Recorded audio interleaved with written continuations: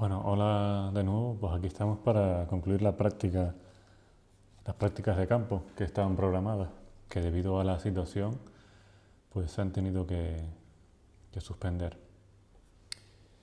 Bien, en una primera parte de la práctica ustedes tendrían que haber ido a hacer un reconocimiento intermareal de comunidades, intentándose familiarizar con aquellas especies más representativas y abundantes, que serían con posterioridad las que iríamos a estudiar.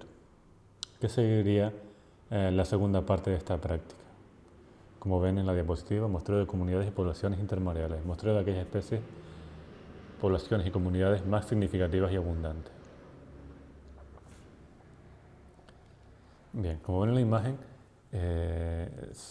para el muestreo de comunidades intermareales y también el sumarial, muestreos cuantitativos, se utilizan diferentes métodos, cuadrículas, transectos, etc., como se muestra en la imagen.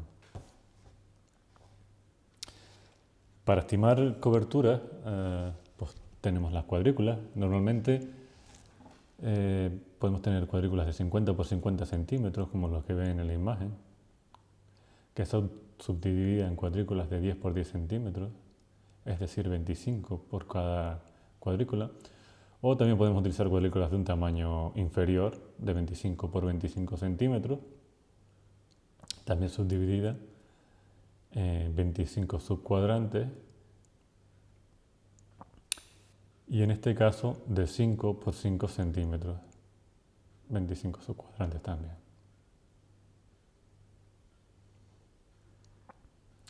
Dividimos las cuadrículas en subcuadrantes porque ellos nos van a facilitar la estima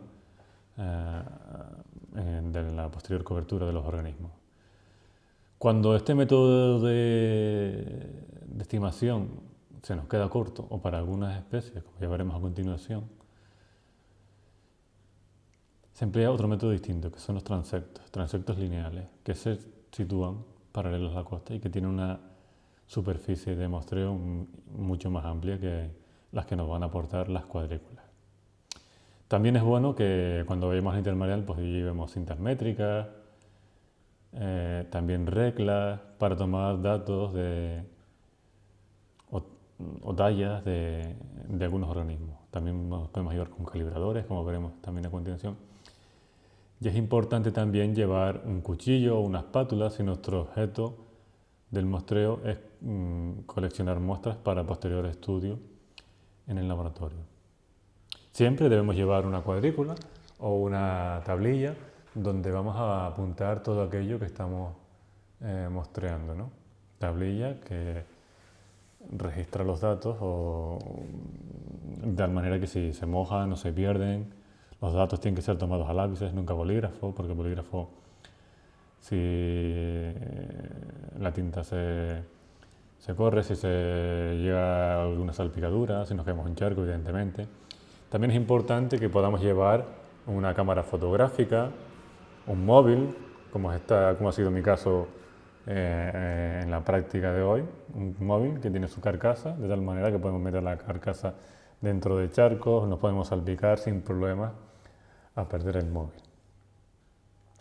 Bien, antes de centrarme en los diferentes métodos de muestreo de las comunidades y poblaciones, pues sí debemos hacer un pequeño inciso y recordar algunas cosas que ya sabemos. Bueno, primero que nada, aquí está la diosa de la justicia, que es una diosa ciega, que tiene una venda en los ojos, que tiene la potestad de administrar la justicia de manera objetiva. Pues bien, nosotros cuando tomamos al campo también debemos de mantener esa objetividad, porque si tomamos los datos de una manera subjetiva, nuestras conclusiones de nuestro proyecto, de nuestro estudio, pueden ser realmente erróneas.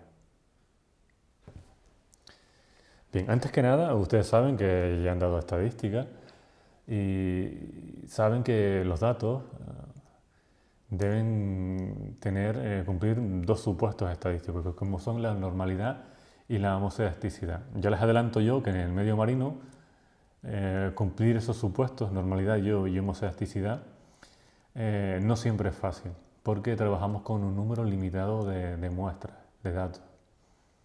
Aunque también hay diferentes transformaciones de los datos que nos ayudan a cumplir tanto el supuesto de normalidad como homoelasticidad. Y también hay algunos programas estadísticos como el Primer que realizan normas por permutaciones donde el supuesto de normalidad y homoelasticidad no es necesario que sea cumplido por los datos. Sin embargo, con la parte izquierda de la diapositiva es lo realmente importante. Y es también lo que debemos conseguir cuando estamos realizando un estudio o cuando vamos al campo. Nuestros muestreos deben de cumplir 3 supuestos: la representatividad, la aleatoriedad y la independencia. Si no conseguimos cumplir estos 3 supuestos, nuestros datos pueden estar sesgados y nuestro diseño experimental nos puede llevar a conclusiones totalmente erróneas.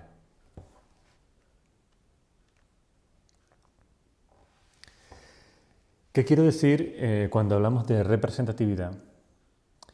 Bueno, pues el supuesto de representatividad se consigue cuando la unidad de muestreo, la cuadrícula o el transecto, tiene un área suficiente como para englobar una parte significativa de las especies presentes, de las comunidades objetivo.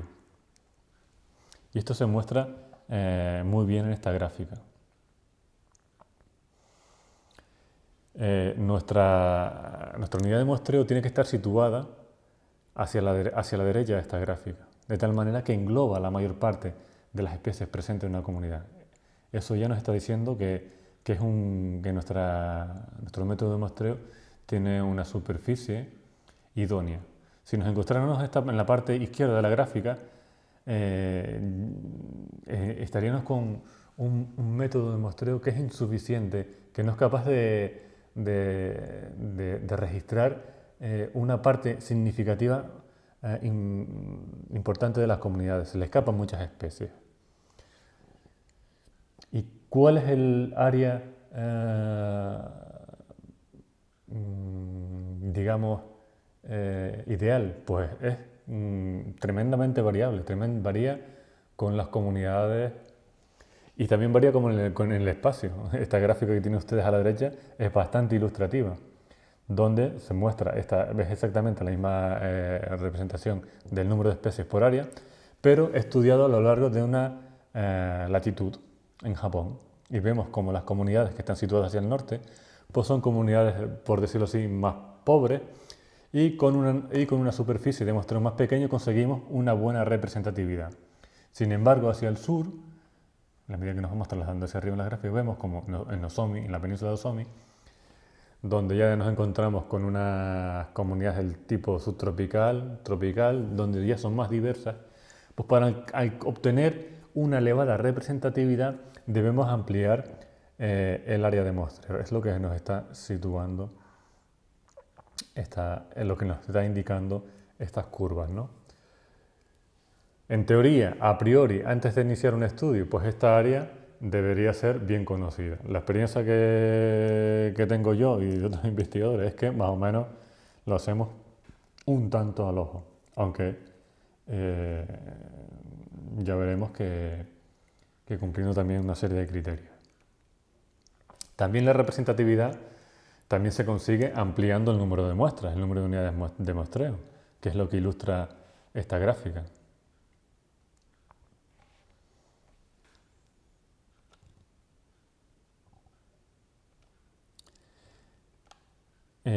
Bien, seguimos. Además de los datos que toman estas unidades de muestreo, cuadrículas, transectos, es importante que a cada muestra vaya asociado un sinfín de datos de tipo biótico y abiótico, datos que nos pueden enriquecer y que pueden ser útiles para posteriores estudios. Debemos apuntar el tipo de sustrato, la pendiente, como en este aparato que tienen ustedes aquí, que es un inclinómetro, la orientación, como vimos en la primera parte, que es realmente importante también, la rugosidad o heterogeneidad del sustrato, ya veremos cómo es y cómo se calcula, la sedimentación, cuántos sedimentos hay en, en la muestra, los podemos también calcular, como veremos al final, el tipo de hábitat, la exposición al oleaje de este hábitat, la altura sobre la marea, también la distancia al nivel inferior de la marea, la rompiente, también parámetros oceanográficos como la temperatura, la productividad, que podemos tomar in situ o irnos a bases de datos. Y por el otro lado, también es importante tomar datos de especies acompañantes, especialmente si interaccionan con las especies objeto de estudio de nuestro trabajo.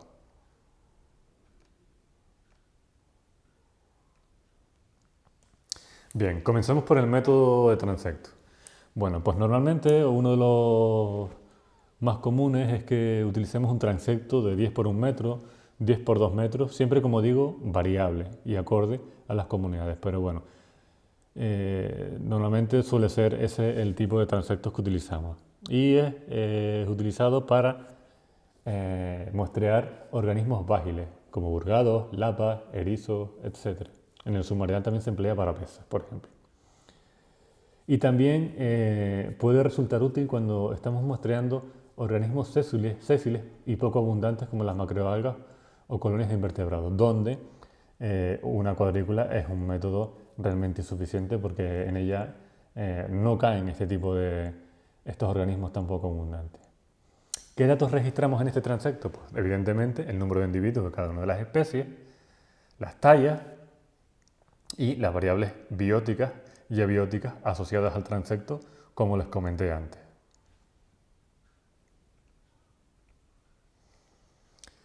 Para las tallas, pues podemos utilizar un calibrador o un pie de rey.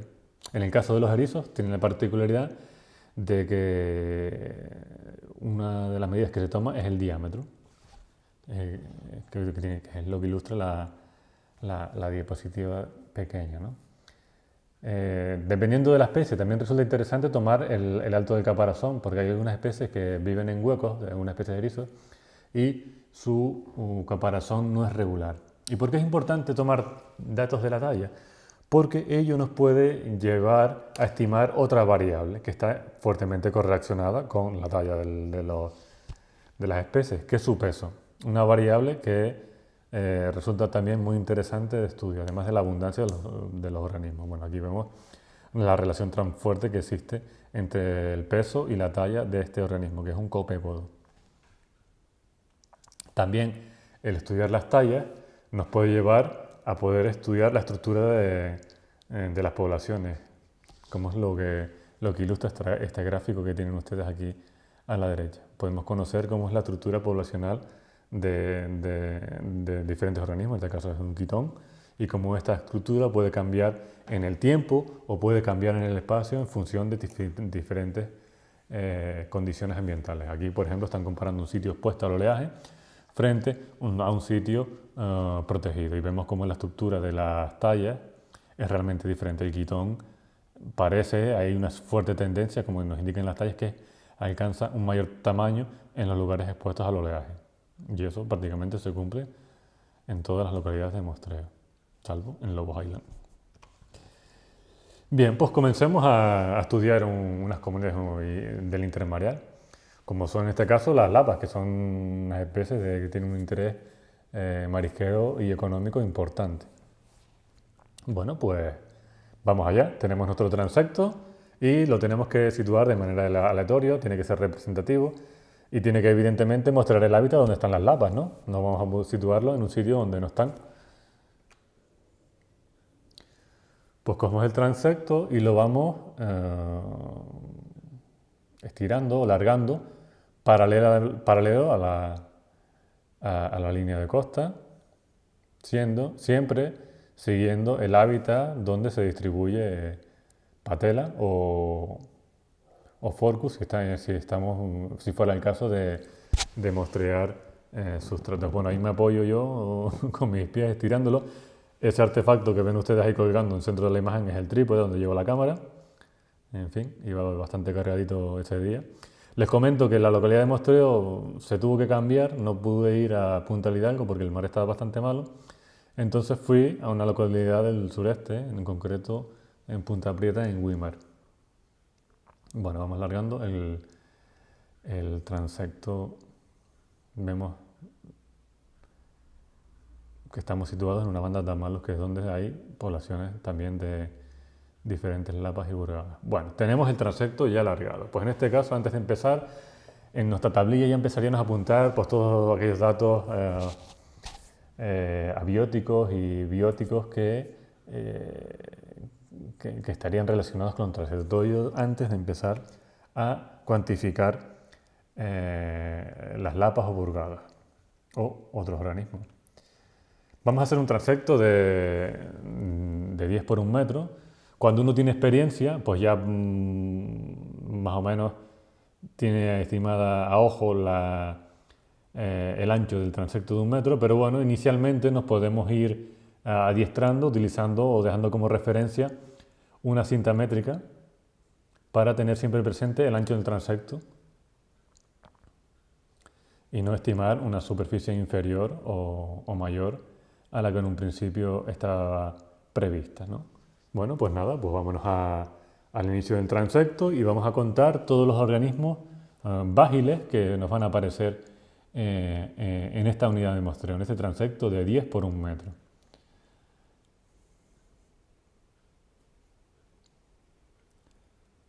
Pues nada, vamos por aquí, un pequeño charco. Es importante también apuntar la presencia de charcos, la cobertura que representa sobre el transecto.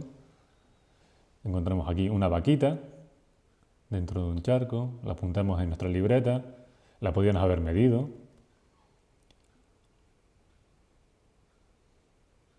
Seguimos buscando. No hay muchas cosas, un transecto bastante pobre. Estamos en un sitio bastante sobrepescado, es por ello que las lapas y los burgados quizás no son todo lo abundante que deberían.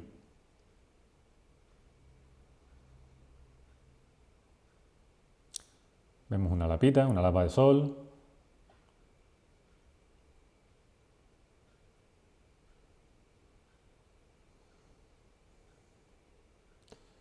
Dos lapas de sol, 3, 4,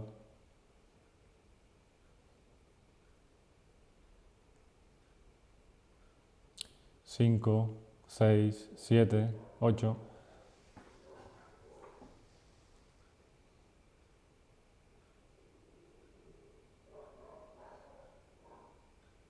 Y llegamos a la finalización del transecto. Bueno, pues en este transecto hemos apuntado 8 lapas de sol, a las cuales si hubiésemos llevado un calibrador perfectamente las podíamos haber medido.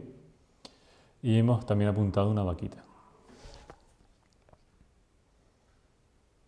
Si hiciéramos el transecto en otro nivel del intermareal, pues encontraríamos otras cosas. En este caso nos hemos ido a la frontera litoral.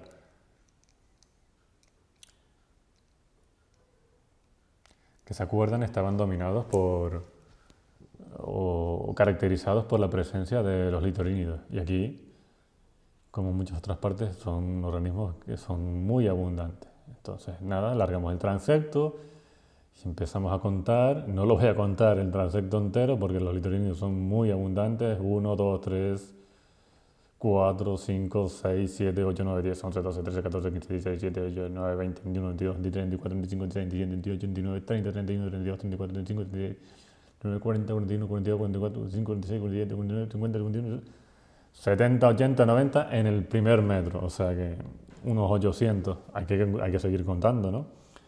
Simplemente lo he hecho para que vea que es un método que se emplea también en distintos niveles del intermareal con otras especies objetivos. Bien, vayamos ahora al método de cuadrícula.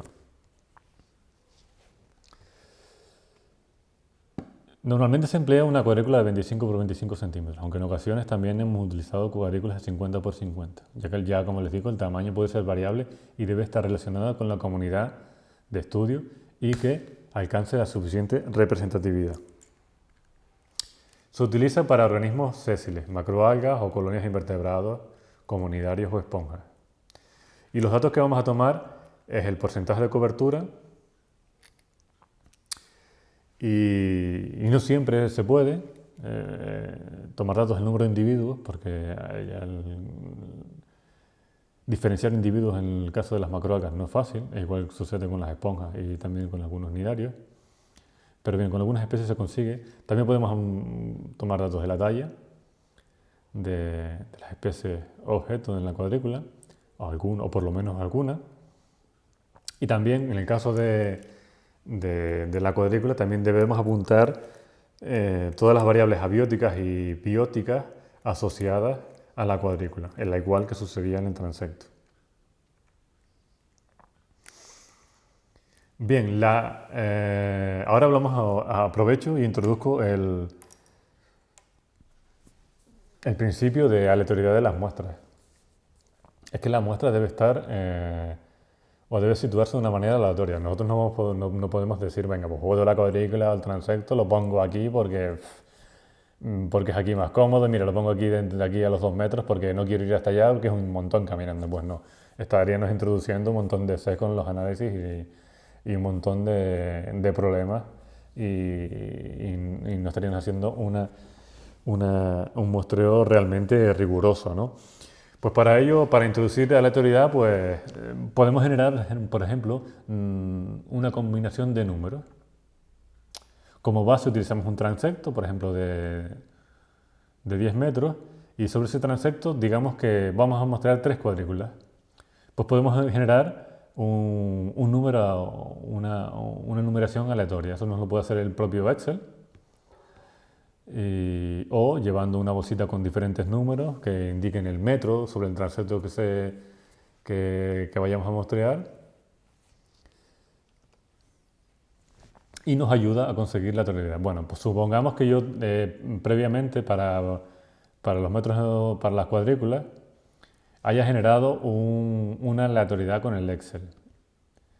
Y el Excel sobre el transecto 1 me dice que la primera cuadrícula tiene que estar situada a los 3 metros, muestreo, la coloco y muestreo.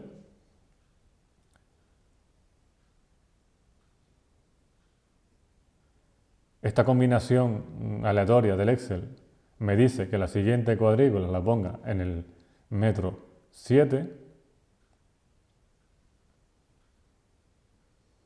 y la última cuadrícula que me ha generado el Excel que la ponga en el metro 9. Hay diferentes métodos para conseguir la aleatoriedad de los datos. En este caso yo utilicé el Excel para generar estos datos. Voy a conectar el ordenador porque se me está acabando la batería. Un segundo, por favor.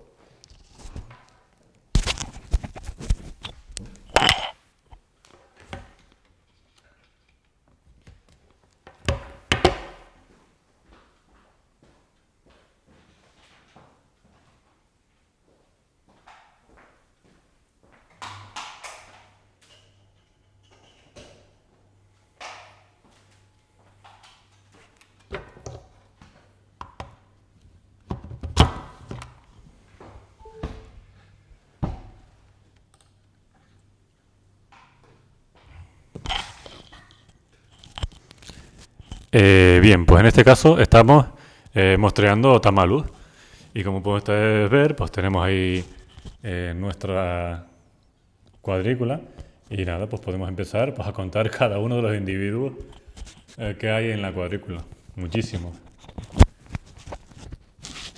Y nos podemos pegar aquí un buen rato.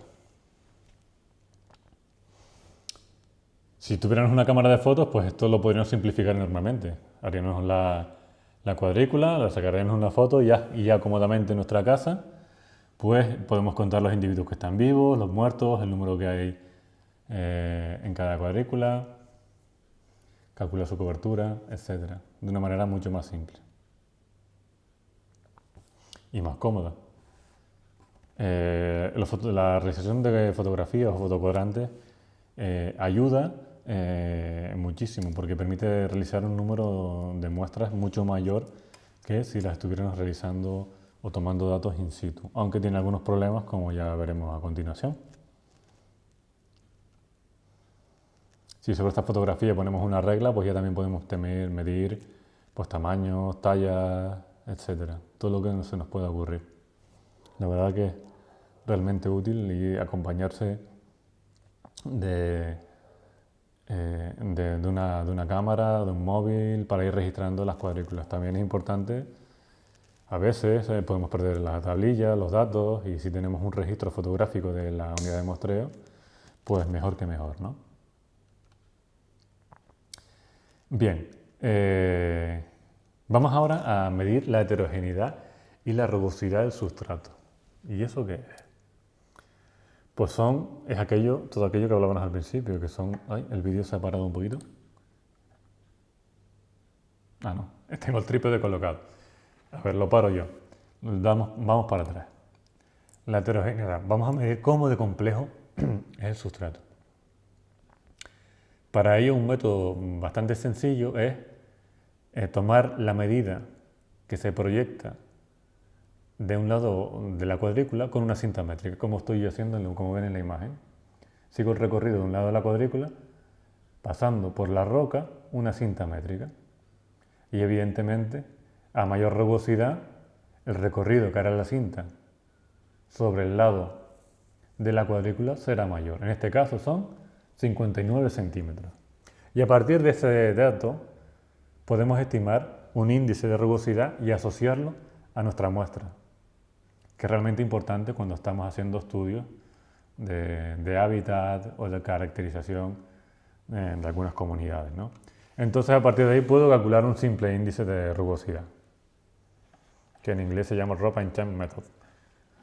Este índice de rugosidad simplemente representa, es esta fórmula, que sería 1 menos el coeficiente del lado de la cuadrícula menos el recorrido por la cinta.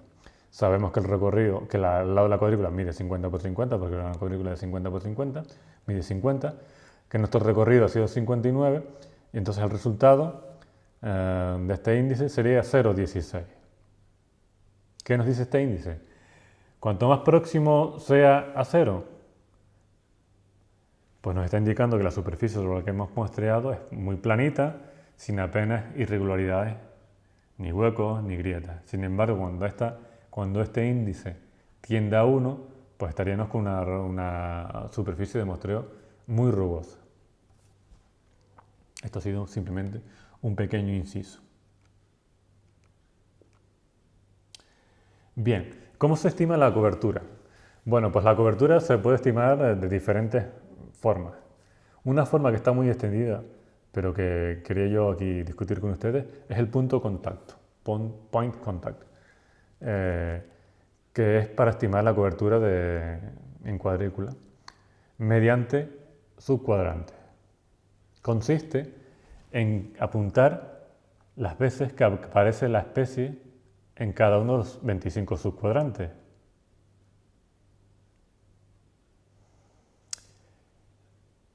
Y obtener un coeficiente de representatividad, número de subcuadrantes por el número total de subcuadrículas, y multiplicar este coeficiente por 100. Y con ello obtendremos el porcentaje de cobertura.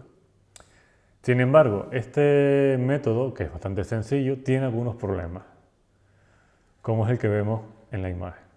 En este caso tenemos una cuadrícula de Fukuhiri y vemos que está en las 25 cuadrículas. Su cuadrícula 1, presente 2, presente 3, 4, 5, así hasta la 25, evidentemente 25. 25 por 25, 1. Por 100, 100%. Perfecto. El método funciona. 100% de cobertura para Fukuhiri. Pues nada, vamos a ampliarlo con Tamalu. Está presente en la 1, en la 2, en la 3, en la 4, en la 5, 6, 7, 8, 20, 21, 22, 25. En la 25 también. Entonces, siguiendo esta misma fórmula, 25 subcuadrantes por 25 por 100, 100% de cobertura. Sin embargo, nosotros vemos que en la fotografía que esto no es real, porque ya vemos que hay algunos huecos donde la cobertura de Tamalu no es 100%, sino que hay pequeños huecos. Yo la calculé a posteriori, como ya les voy a indicar, y me da un 88%. O sea que ya el método ya no está siendo tan bueno para estimar cobertura. Si vamos con macroalgas, aquí esto es una cuadrícula de un charco donde hay Cystoceira humilis y pasa lo mismo. Sí, no se ve muy bien, pero yo les puedo decir que Cystoceira humilis están en todos los subcuadrantes. Sin embargo, la cobertura real de la especie es el 35%, porque dentro de cada subcuadrante no ocupa todo el subcuadrante. Por eso hay que tener mucho cuidado con este método, porque tiende a sobreestimar las especies. Y especialmente no las más abundantes como las que vemos aquí, sino las especies poco abundantes y que están muy bien distribuidas dentro de la unidad de muestreo.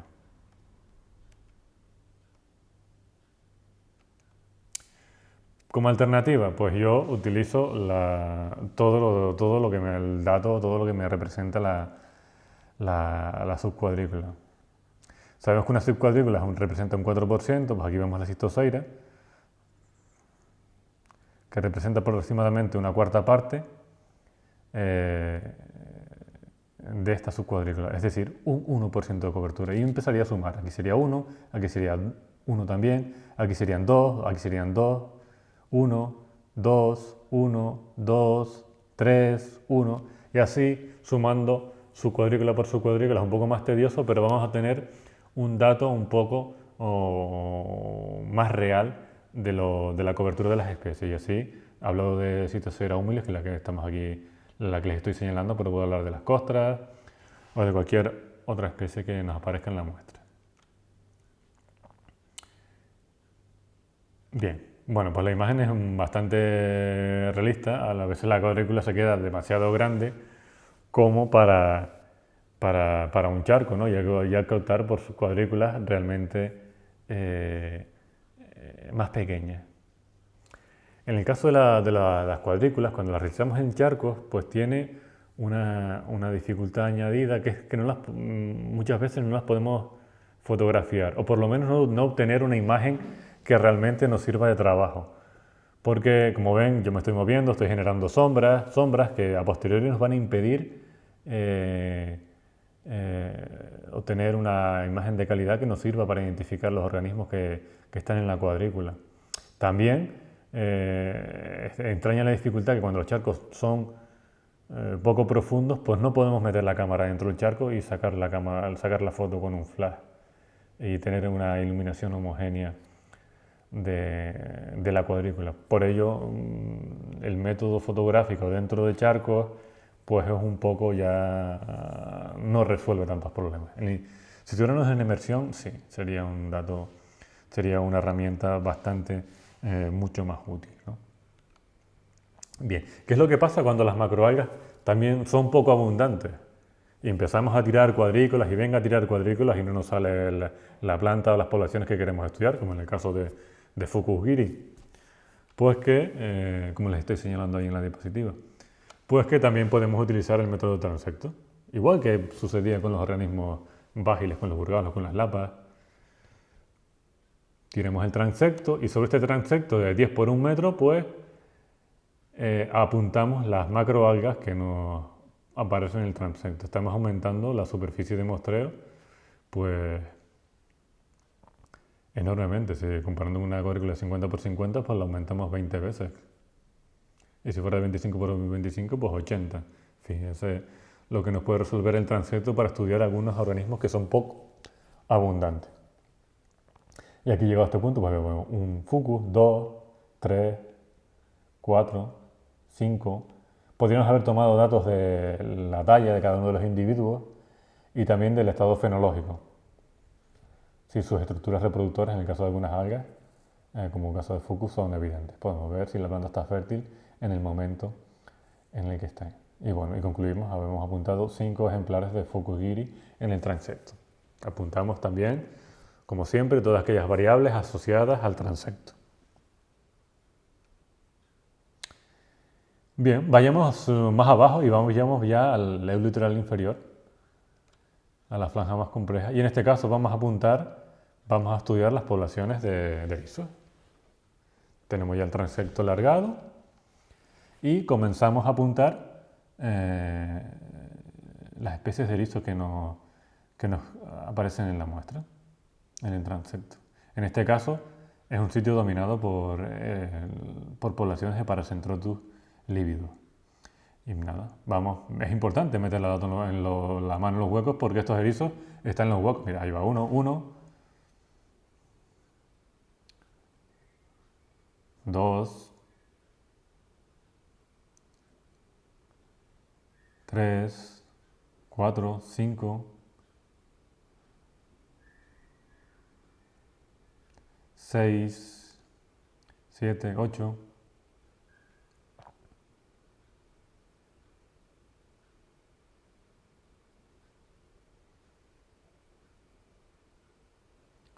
9, 10, aquí no, aquí sí, 11,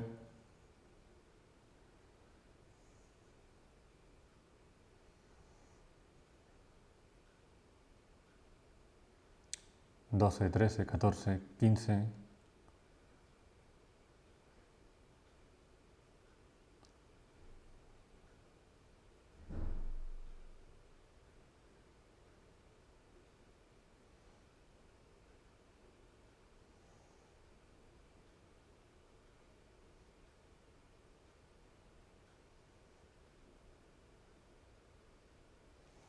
y bueno, 15 individuos por 10 metros cuadrados. Es importante que también poder tomar datos de las tallas de los individuos.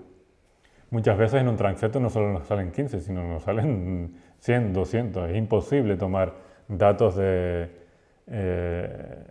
todos los transectos, de 100 ejemplares por cada transecto.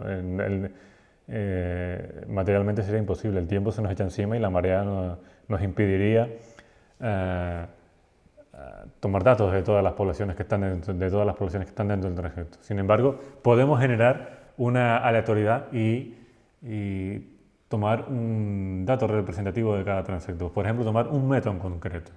En este caso, hice otro muestreo, otra serie aleatoria y Excel me dijo que muestreara el último metro del transecto. Pues sobre este último metro del transecto voy detenidamente y voy sacando los erizos de su medio, de sus huequitos, y los mido. Los mido y esos, en este caso, en este último metro, pues habían dos individuos, perdón. Los saco con cuidado.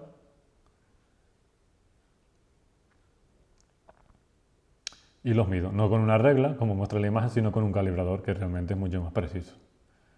Y ese dato de medida me lo llevo a la cuadrícula y cuando vaya juntando los transectos y tenga ya un número importante de individuos, puedo tener una estructura de tallas de esta especie en la población, así como también podemos calcular la biomasa en este lugar, ¿no?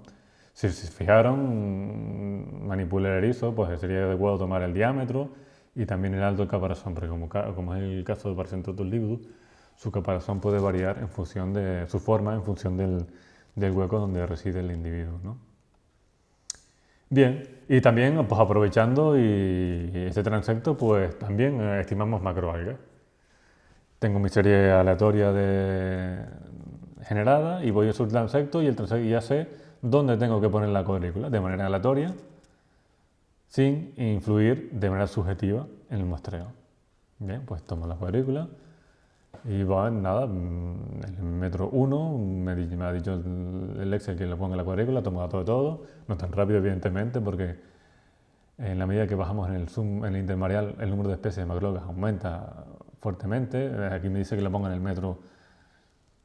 el metro 4, pues muestreo, sigo y la última cuadrícula me dice que la ponga en el metro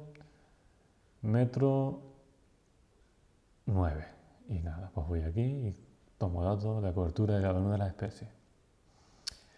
Mostrar in situ en el eulitoral inferior, en la franja más abajo del intermareal macroalgas, es un poco tedioso porque las comunidades son comunidades cespitosas, las comunidades están muy empaquetadas, las especies no son fácilmente identificables porque tienen pequeño porte, están entremezcladas y el método de observación in situ, así como en la toma de fotografías, ya empieza a ser un poquito deficiente en el sentido de que no es capaz de reconocer toda la biodiversidad y riqueza que tiene la muestra.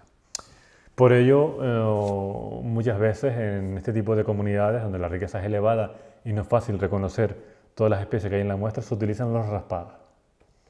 Los raspados que suelen ser de 20 por 20 centímetros o 25 por 25 normalmente, aunque también insisto que esto puede ser variable. Yo he visto trabajos incluso de raspados de 10 por 10 centímetros e incluso menos de 5 por 5 centímetros de comunidades cespitosas. Los organismos objetivos van a ser los organismos sesiles, los macroalgas, y para tener un buen estudio de la riqueza y diversidad de las comunidades, ya que los estudios in situ nos van a ofrecer una visión parcial de estas comunidades, ya que no vamos a ser capaces de reconocer las especies que están en estas comunidades in situ.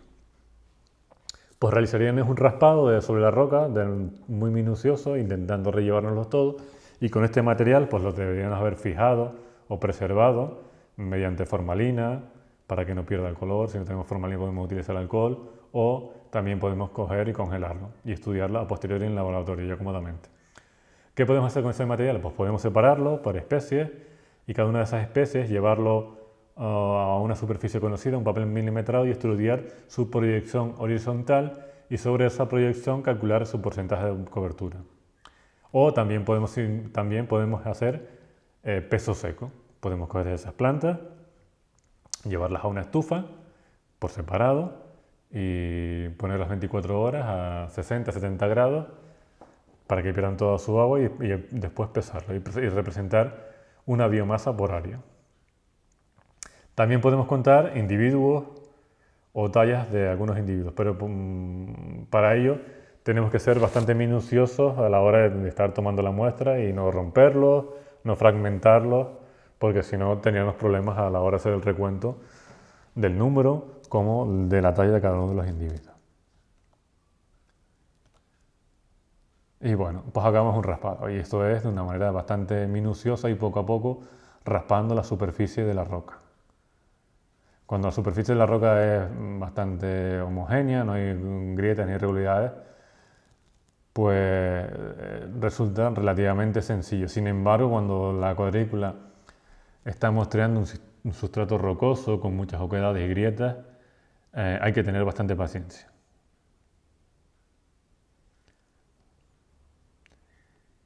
¿Ven? Ahí me llevo el césped, me llevo incluso invertebrados. Es importante también en este tipo de cuadrículas, además de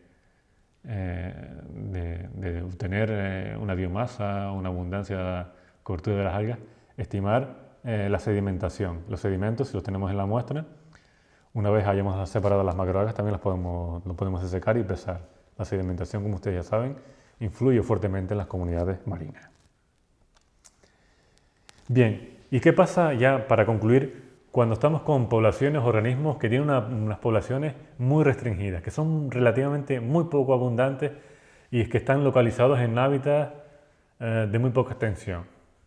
Pues para ello hay otra alternativa, que son la utilización de los cuadrantes o los transectos fijos, donde ya colocamos un cuadrante o un transecto y lo vamos a ir estudiando periódicamente. ¿Qué ventajas tiene esto? Pues tiene algunas ventajas, ya que reduce la variabilidad de la muestra, esa variabilidad azarosa, que no es mala, pero la reduce. También vamos a necesitar un menor número de muestras, y es un tipo de estudio que está indicado para especies amenazadas y es una buena alternativa para los métodos no destructivos. Como les digo, siempre para poblaciones o comunidades muy restringidas, donde si fuéramos a utilizar un método aleatorio, colocar las muestras de una manera aleatoria, pues sería imposible. Tendríamos que volver al principio de la clase, pues tendríamos que utilizar una unidad de muestreo muy amplia para que estas muestras cayeran dentro de la unidad, o tener un elevado número de muestras, ¿no? En este caso, si utilizamos cuadrículas fijas, un poco se simplifica. Desventajas, pues que no podemos utilizar todos los análisis estadísticos. Por ejemplo, no podemos realizar las ANOVA, ya que son datos basados en media y desviaciones, y datos basados en que tienen que cumplir los supuestos de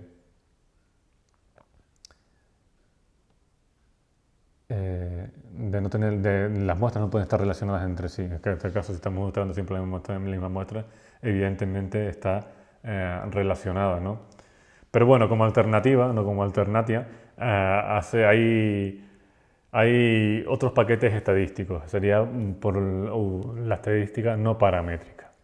datos, estudios o análisis basados en la mediana y no en la media y en la desviación, que nos vayan a ayudar a solventar esta desventaja de la independencia de las muestras, que es lo que la palabra que estaba buscando y no me salía. Bueno, pues volvemos al Fukugiri. En este caso, también en donde he ido a muestrear, pues hay diferentes plantitas muy aisladas, pero realmente la población concentrada está en un único punto, igual que sucedía en Punta Hidalgo. Pues en este caso no es una cuadrícula fija, pero sí que nosotros podríamos haber fijado con tornillos, con masillas, las esquinas de esta cuadrícula y volver periódicamente a esta cuadrícula. Y sobre esta cuadrícula, pues calcular, ¿ven? Esta es lo que me refería, es una población un poquito más amplia que la de la punta, pero vamos, está restringida a unos pocos metros cuadrados. Pues una vez tengo ya circuituada mi cuadrícula fija, puedo venir periódicamente, colocarla exactamente en el mismo sitio y contar cobertura, contar número de individuos, puedo estimar su talla, estudiar la fertilidad de cada uno de los individuos, etcétera, etcétera. Y todo ello utilizando un método no destructivo, sin necesidad de tener que llevarme las plantas. Y como le digo, una alternativa a los métodos de cuadrículas no fijas, ya que reduce el número de muestras. Bien, pues tengo la cuadrícula y ya situada en el mismo punto que la puse el mes pasado, hace 2 meses o el año pasado, y ya puedo estimar pues todo lo que se me ocurre. En este caso el Fukugiri pues es importante, es conocer la cobertura de la cuadrícula, el número de individuos que hay aquí, si ha variado de un año a otro, la longitud de los talos, el estado de fertilidad, etcétera, etcétera.